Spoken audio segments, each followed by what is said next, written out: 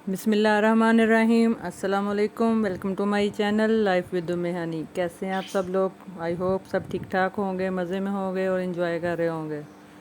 वैसे इतनी गर्मी में इन्जॉय करने वाला तो सवाल ही पैदा नहीं होता। तो अब शदीद गर्मी और इतना हबस का मौसम है कि बस बेहाल हुआ हुआ है हर बंदा जो है ना। तो आज जो है मैं आपके साथ अपनी फुल डे रूटीन शेयर करने वाली हूँ। आज का डे इतना हेक्टिक रहा है, इतने सारे छोटे छोटे काम थे जो मैंने जो है ना ईद से पहले निपटाने थे, वो मतलब मैंने कंप्लीट किए हैं। मतलब सारा दिन जो है ना मैं थोड़े छोटे छोटे और जो बड़े कामों में भी बड़ी बिजी रही और मतलब कंटिन्यूसली जो है ना वो काम करती रही। तो आज की वीडियो को स्टार्ट करते हैं। सबसे पहले जो है सुबह सुबह ये नाश्ते का टाइम था और मैं नाश्ते में बना रही थी स्पेशल ऑमलेट। इसके लिए जो है मैंने मतलब 5-7 अंडे ले लिए थे और प्याज सब्ज़ मिर्चियों को छोटे छोटे कट करके, टमाटर वगैरह कट करके जो मैंने जो एक बॉक्स में डाल लिया था। फिर उसमें नमक, मिर्च और जो है वो खुश्क धनिया पाउडर और सफ़ेद ज़ीरा, बस ये 3-4 चीज़ें ही, इतने ही मसाले डालते हैं। अक्सर लोग जो है वो बहुत ज़्यादा इसमें चीज़ें ऐड करते हैं। मैं गर्म मसाला वगैरह ऐड नहीं करती हूँ क्योंकि अंडों की तासीर ऑलरेडी जो है वो गर्म होती है, तो मैं इसमें ये चीज़ें ऐड नहीं करती। बस इन सबको डाल के इसमें अंडे डाल के तो इसको अच्छे तरीके से फेंट लूँगी मैं। अच्छा, अच्छे तरीके से इसको मिक्स कर लेंगे। वो एक चीज़ यहाँ पे मेरे से होगी स्किप के, मैंने ना इसमें स्प्रिंग ऑनियन भी ऐड किया था थोड़ा सा, उसको मैंने फ्रीज़ करके रखा हुआ था और उसको भी ऐड किया था, तो उसका बड़ा अच्छा फ्लेवर आता है इसके में। तो मैंने ऑयल वगैरह डाल दिया तवे के ऊपर और ऑमलेट को जो कुछ थोड़ा सा मिक्सर डाल के इसको जो है तवे पे फैला दूँगी और तब तक इसको टच नहीं करना जब तक इसकी एक वन साइड जो है वो कुक नहीं हो जाती अच्छे तरीके से, क्योंकि इस तरीके से जो है वो मतलब अगर एक साइड कुक ना हो, इसको जल्दी से हम छेड़ दें तो वो जो है वो टूट जाता है हमारा जो ऑमलेट है। ऐसे तो हमने इसको टूटने से भी बचाना है और जो है वो एक साइड इसकी हो खींच तरीके कि मैंने इसकी साइड पलट दी ताकि ये दूसरी साइड से भी अच्छे तरीके से फ्राई हो जाए और फिर हम नाश्ता वगैरह कर लेंगे। नाश्ते से फ्री होकर जो है वो मैं आ गई थी किचन की तरफ। किचन की विंडो को आज मैंने क्लीन करना था, जो कि वो बहुत डस्टी और ऑयल वगैरह से जब पराठे शाटे या मतलब ऑयली चीज़ें बनती हैं, मेरा किचन भी ओपन है, तो वो मतलब सारी ग्रीस वगैरह जो है ना यहाँ पे जमा हो जाती है। इसको जो हर महीने 2 महीने बाद इसको जो है ना क्लीन करना पड़ता है। तो यहाँ पे मैंने कर लिया था गर्म पानी और उसमें मैंने जो है डिश वॉशर जो होता है ना मैक्स का, वो मैं इसमें ऐड करके तो उसको जो है वो ईज़िली कपड़े की या स्पंज की हेल्प से जो है आप उसको एक ही बार फेरें तो वो अच्छे तरीके से क्लीन हो जाता है। सारी विंडो को मैंने अच्छे तरीके से कर लिया था क्लीन और मैं आपको दिखाती हूँ कितने अच्छे तरीके से बिल्कुल चमक गई थी। और पहले तो यहाँ से मतलब नज़र ही नहीं था आ रहा, इतना वो बिल्कुल बंद हो चुकी थी वो ग्रीस वगैरह जो है ना ऑयल वगैरह जमा हो के। ये दूसरी साइड से भी दिखाती हूँ, ये देखें बिल्कुल जो है वो ज़बरदस्त हो गई। फिर जो आ जाते हैं कपड़ों की तरफ। कपड़े जो मैंने वॉश करके अच्छे तरीके से उनको जो है ना वो बास्केट में डाल के ना स्पिनर करके रखा हुआ था फैलाने के लिए।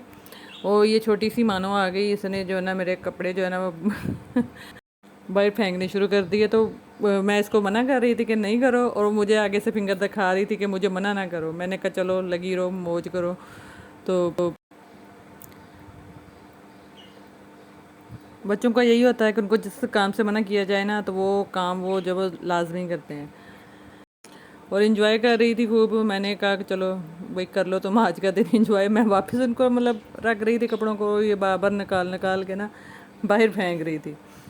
यही बचपन की मौज मस्तियाँ होती हैं। बचपना जो है चाइल्डहुड है, बच्चे को कोई फिक्र नहीं होती, ना किसी की डांट की ना किसी की परवाह, जो उसके मन में आता है उसने वो करना है काम। मतलब असल दिन तो होते ही बचपन के हैं कि जब जो है ना जो मर्ज़ी करो, कोई रोक टोक नहीं, कोई किसी की डांट का ना फिक्र है ना कुछ। जो दिल में आया बच्चा करता है, जब मर्ज़ी जागे, जब मर्ज़ी सोए, जब मर्ज़ी खेले। मतलब हमारा भी बचपन ऐसा ही होगा। मैं तो बहुत ज़्यादा मिस करती हूँ, काश से वो दिन दोबारा से एक बार फिर से आ जाएं और फ्री हो जाए बंदे। इसके साथ थोड़ी देर खेलने के बाद जो है मैं आ गई दोबारा से किचन में। किचन में मैंने मलाई जमा के रखी हुई थी, उसको जो है मैंने मतलब उसका मक्खन वगैरह निकालना था। यहाँ पे मैंने मक्खन निकाल लिया है। मैं जिस तरीके से मतलब मलाई को जमाती हूँ और घी बनाती हूँ, उसमें जो है हमारी लस्सी जो है वो बिल्कुल वेस्ट नहीं होती है और जो है वो मक्खन भी अच्छा खासा सही क्वांटिटी निकल आती है उसकी, और जो लस्सी भी यूज़फुल हो जाती है। उसका जो मर्ज़ी चाहे आप पी लें उसको या फिर उसका कड़ी वगैरह बना लें। मैं तो अमूमन यही करती होती हूँ कि उसकी जो है ना अगर ज़्यादा मकदार में हो तो मैं उसकी कड़ी लाजमी बनाती हूँ, या फिर उसको अगर कम हो तो फिर मैं उसको वैसे ही नमक डाल के उसको पीने के लिए बड़ा अच्छा मतलब टेस्ट होता है उसका भी, तो यूज़ कर लेते हैं। और यहाँ पे बच्चे जो हैं वो कर रहे थे कलर, क्योंकि वकेशंस चल रही हैं बच्चों की। तो वो सारा दिन फिर वो उनको समझ नहीं आ रही होती कि क्या करें क्या ना करें, तो फिर जो है ना वो बिज़ी रहते हैं कलरिंग वगैरह में या कुछ ना कुछ जो चलता रहता है ऐसे ही। तो यहाँ पे तीनों बच्चे जो थे वो थे कलर्स में बिज़ी थे, और मुस्फरा भी, हानिया और फातिमा भी। तो तीनों मिलके कलरिंग कर रहे थे, तीनों अलग अलग लेके बैठे हुए थे कलर्स वगैरह। तो अच्छी बात है कि बच्चे जो है वो कहीं ना कहीं बिज़ी रहें। टीवी वगैरह मैं इनको नहीं अब देखने दे रही, टीवी मैंने बिल्कुल इनका बंद कर दिया है, इसलिए जो है वो दूसरी एक्टिविटीज़ में बिज़ी रहते हैं। इस तरह बच्चे अपने भी किसी ना किसी काम में बिज़ी रहते हैं, और ऑन एंड ऑफ जो है वो मेरे साथ भी छोटी मोटी हेल्प करवाते रहते हैं।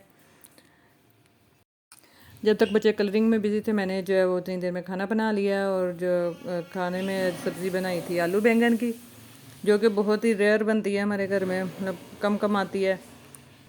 लेकिन बच्चे जो है वो काफ़ी शौक से खा लेते हैं, मतलब रोटी के साथ भी, और अगर इसके साथ चावल वगैरह बना लो तो वो भी बहुत मज़े से खाते हैं। मतलब 2 दिन से इतनी शदीद गर्मी पड़ी है, इतना हबस हो चुका हुआ था ना कि बस बस हो गई थी। बाहर हवा चल तो रही थी, लेकिन जो है ना कमरों में मज़ीद हबस हो चुका था। बंद घर में जो है बहुत बुरी कंडीशन हो जाती है। वो जो बंदा किचन में कुकिंग कर रहा होता है ना, सही गर्मी का पता तो उसको चलता है कि कितनी गर्मी और हबस है, और पसीने से इतना बुरा हालात हो गए हैं कि बस।